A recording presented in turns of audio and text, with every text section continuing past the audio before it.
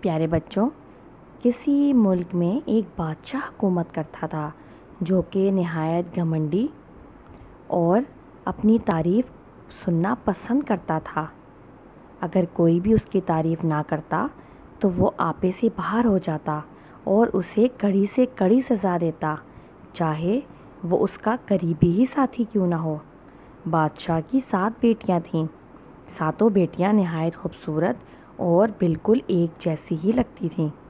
ایک دن بادشاہ نے اپنی بیٹیوں کو آزمانا چاہا اور ساتوں بیٹیوں کو بلایا اور کہنے لگا، بیٹا یہ تو بتاؤ تمہارے نزدیک میری کیا اہمیت ہے؟ چنانچہ ساری بیٹیاں بادشاہ کی نیچر سے واقف تھیں۔ 6 کی 6 بیٹیاں بادشاہ کی تعریف کرنے لگیں۔ 7ویں بیٹی نے کہا، ابا جان میرے نزدیک آپ کی اہمیت نمک کی طرح ہے۔ بادشاہ کو اس کی بات بہت بری لگی اور کہنے لگا، کیا میں تمہارے نزدیک صرف نمک کی سی اہمیت رکھتا ہوں؟ اتنی توجہ، اتنی محبت کے باوجود تم نے مجھے یہ صلہ دیا، ابھی اسی وقت میرے محل سے نکل جاؤ۔ چنانچہ بادشاہ شہزادی کو محل سے نکال دیتا ہے۔ شہزادی پریشان ہو کر گھومنے لگتی ہے۔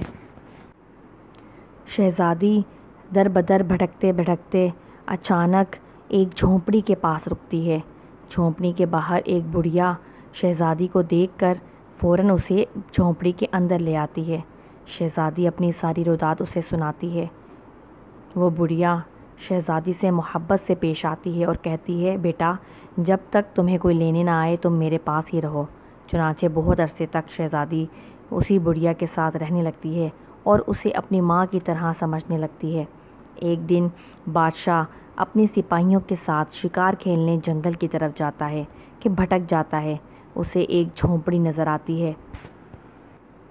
وہ جھونپڑی کا دروازہ کھٹکھٹا کر جھونپڑی کے اندر آنے کی اجازت طلب کرتا ہے۔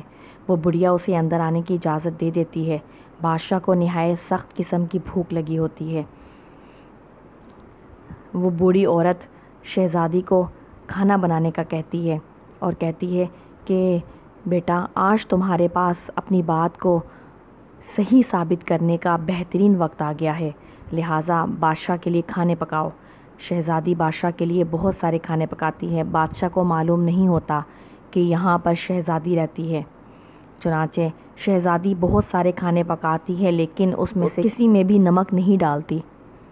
جب بادشاہ کے سامنے کھانا لایا جاتا ہے، بادشاہ کھانا کا ایک لقمہ کھا کر ہی کہتا ہے کہ یہ کس طرح کا بدمزہ کھانا بنایا ہے، میں تو یہ کھانا نہیں کھا سکتا۔ بڑھیا کہتی ہے، کیوں بادشاہ سلامت، اتنا لذیذ کھانا ہے، آپ کا پسندیدہ کھانا ہے۔ بادشاہ کہتا ہے لیکن کھانے میں نمک نہیں ہے اور بغیر نمک کے کھانے کا مزہ کرکرا ہو جاتا ہے۔ بڑھیا کہتی ہے، بادشاہ سلامت یاد کیجئے آپ کی ایک بیٹی تھی جس کے ساتھ آپ نے صرف اس وجہ سے برا سلوک کیا کہ اس نے آپ کو نمک سے مشابہت دی تھی۔ بادشاہ شرمندہ ہو جاتا ہے اور رونے لگتا ہے اور اپنے اس گناہ کی معافی مانگنے لگتا ہے اور کہتا ہے اگر میری بیٹی مجھے مل جائے تو میں اس سے پاؤں پکڑ کے معافی مانگ لوں گا۔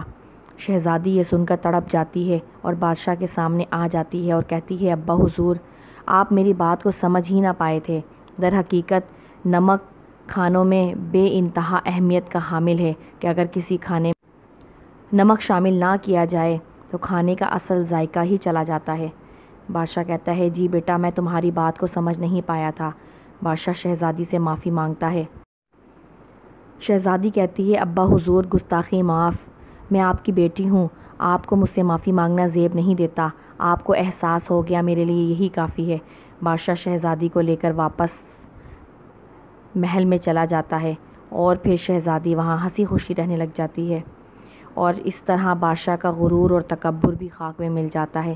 اس کے بعد بادشاہ غرور تکبر کرنا اور خود پسندی کرنا چھوڑ دیتا ہے اور نہایت رحم دل بادشاہ مشہور ہو جاتا ہے۔